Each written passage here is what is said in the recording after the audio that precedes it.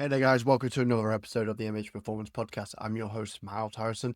And today we're going to be talking about isometrics, what they are, when to use them, how to use them, and all of that jazz. So let's get straight into it. So, when it comes to isometrics, I think isometrics are one of the most underrated tools in the fitness industry. I use them a hell of a lot for myself, especially when it comes to in season, when it's football, when I particularly can't do a great deal of work, but I need to add in some element of more volume. But also as well, when I've got clients who are struggling to find positions that they're not so much aware about, whether they're really struggling when it comes to like pain, stuff like that as well. So there's multiple ways of particularly using them. So we're going to get straight into that. So what are isometrics? So isometrics are when the muscle is contracting without any physical change in length. So we're talking about things like planks, wall sits, holding a dumbbell halfway through a curl, anything really where you're holding a contraction for a lot of time. And even though that over the course of times of how long you hold an isometric or push an isometric, there's something going on between the relationship between the tendon and the muscle. So what will typically happen is as an isometric contracts, obviously both the muscle and the tendons are naturally contracting. But what actually tends to actually happen is as the tension goes on, the muscle actually starts to shorten, and that actually increases more length and load through the tendon. So that's why you'll hear a lot of things like people say that isometrics are really good for tendon pain and tendinopathy. And in some cases they are. And again, we'll get into a little bit more detail why I think they are good for tendon health, but also at the same time as well, they're not the magic thing. It's not like you do isometrics and therefore you immediately get less tendon pain. I think there's a lot more layers that come along of this, and I think there's a lot more things that we need to really think about. And the thing about isometrics is they've been around for a long period of time. They've been going back to like the 1950s as well. So they've been around for quite a while. There's been a lot of studies on them as well. So a lot of people have used them, a lot of top level coaches. So, and they're very, very well known in the crossover realm of the S&C world. So there are two main types of isometrics. There's overcoming isometric or a pushing isometric. This is where you try to move an immovable object. So imagine me trying to move like a brick wall. I'm trying to apply force into the wall. I'm still getting contractions, but the wall isn't moving. So these are going to kind of be things like, for example, like a wall drill type of move. This could be technically like an isometric squat where the bars and the pins and they're kind of pushing against this. These are absolutely brilliant for kind of like neural drive, force production, strength, explosiveness, almost like kind of like priming the nervous system to do a highly forced activity. So a really good example I like to use them for is kind of at the beginning of the session. If I know that I'm going to be lifting something particularly heavy, and I need to make sure that things are looking good, and I'm more confident within the movement, something that I like to do is something like an isometric leg extension. So give a leg really in like a somewhat of a flex knee position. And I put the load as something that I know that I'm not going to be able to load. So I put the weight fully racked up. And then from there, I think about pushing that as hard as I pretty much can for 3 to 5 seconds. When it comes to maximal maximal voluntary contraction, you can only pretty much get up to 5 to 10 seconds from what the research said. Anything less than that, you're actually slowly decreasing the force that you're applying. So overcoming isometrics are so much more better when it comes to short bursts of high intensity energy. And the good thing about this is there's also research that shows that doing stuff like that before speed movement has been really, really useful as well. I've said so many times in the podcast, I believe in the sense of the nervous system is more of a predictor more than a responder. So if it thinks it's going to be able to do high input, high forces type of work, then it will then predict that it's going to do that and then almost going to prime the body to be able to do that as well. The second type is yielding isometrics or holding isometrics. So these are generally what most people consider when it comes to an isometrics. These are things like planks, wall sit, holding a split squat, holding rings. And these are really good for things like stability control, positional awareness, tendon loading, rehab. But obviously, the good thing about this one is we're generally quite stronger in the eccentric portion of a contraction. So and the muscles generally lengthen, and a yielding isometrics tends to follow the trends of that, where we are holding against a contraction that could potentially lengthen us in position. And obviously with this, it's going to bring a hell of a lot of feedback.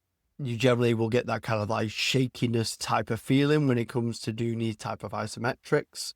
And that's just your body just naturally trying to find stability within the position that it is and trying to recruit more muscle. And the thing about this, the interesting thing about yielding isometric is because they are a little bit more eccentric in nature, they are more fatiguing mentally.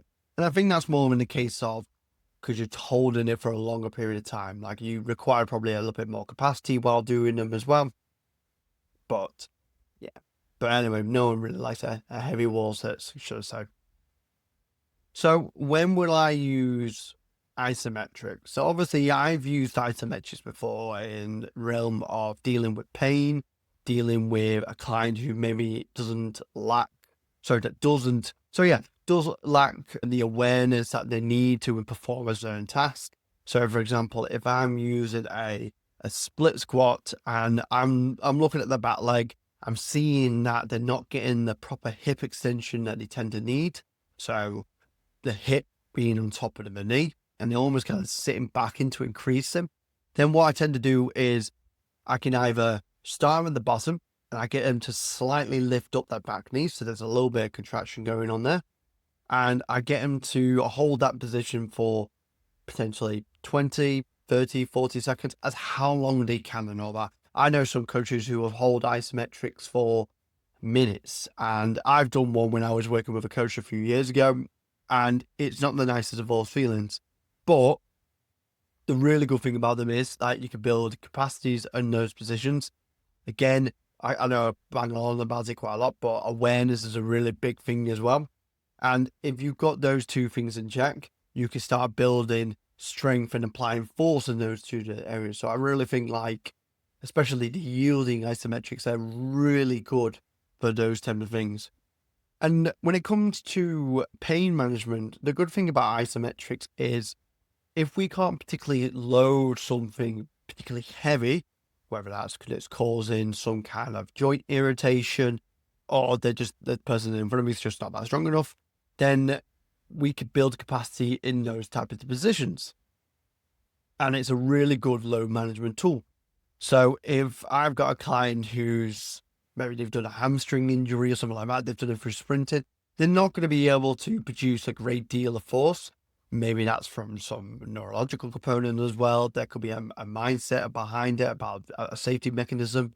And what I could potentially do is get them to hold a lying hamstring curl and slightly just lift that weight up.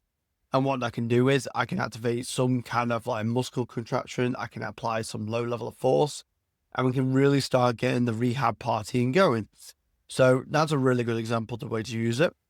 Again, I've already mentioned before, one of the other main reasons I use isometrics is for priming. If I've got a really heavy session or I'm trying to move something as quickly as I possibly can, then some really kind of heavy isometric work where I'm pushing something for a short duration of time can be a really good tool. And not only that as well, but also as well, if you have got sticking points as well within your lift. So for example, if you're doing a bench press and you find that you're weak in a certain position, then there's pretty good research that shows that doing isometrics in those type of positions can get you past those kind of sticking points as well. And the good thing about isometric is even though if you build strength and capacity in that certain range, there's almost a kind of like 15 degrees both ways that it also kind of benefits. So it's not just that specific position, but you also get a little bit of range of motion benefits as well as that. Now, when it comes to the realms of things like hypertrophy, now there's in my opinion, that there's been quite a mix when it comes to regards of does isometric build muscle, and there's some really, again, don't get me wrong, there is some quite good research. I mean, the logic makes sense in the sense of we need mechanical tension, so our muscles to go through near failing, and we know that we either do that through loading or bringing the muscle tissue to near failure. And if you're holding a position for a certain amount of time and you can't hold that position, then yes, you could potentially build some more muscle by using isometrics. But if you're someone who's very versatile in the gym, you're very, very strong, you've already got a great deal of muscle mass, then is it my go-to method? Probably not. So that's why I don't particularly use it in the realm of hypertrophy. For me, really, the best bits of isometrics is usually the things of positional awareness, building the capacity around it, which then later down the line allows me to build that kind of strength. And then some of the things that I've seen in the kind of miss-wise is making athletes slow. Now, I've mentioned before that isometrics are very big within regards of S&C. A lot of S&C tends to coach use them, especially with an off-season point, because again, it's a good load management tool. But I don't believe in the sense of making athletes slow, especially if you are doing the stuff around it, like speed work, power work, heavy lifting. I think as long as you get those main stimulus in and you're adding isometrics into the mix of things to make sure that you can access positions, you've got good control in those positions, I generally think you'll be quite fine. I don't think you'll have any issues of being any stronger, being any slower. So that's it there, guys. So I think isometrics are a really good tool to use. Like anything, really, there's a lot of context that is needed when's the best time to kind of use them. But if you want to kind of like a little checklist to kind of use with it, overcoming isometrics, the pushing one, something simple as like 3 sets of 3 to 4 pushes for about 5 seconds max contraction. Usually better off earlier on in the session, and then vice versa. Your yielding isometrics are going to be particularly longer, 30, 40, 50 seconds, and they're going to be probably better off later on in the session. But that doesn't mean that they have to stay there, guys. It's just a little bit of principles. It's somewhat of research says, about there's numerous of ways of using these, so it's just about finding what best works for you guys. But anyway, guys, thank you for listening to this episode of the MH Performance Podcast. I'll see you all in the next one.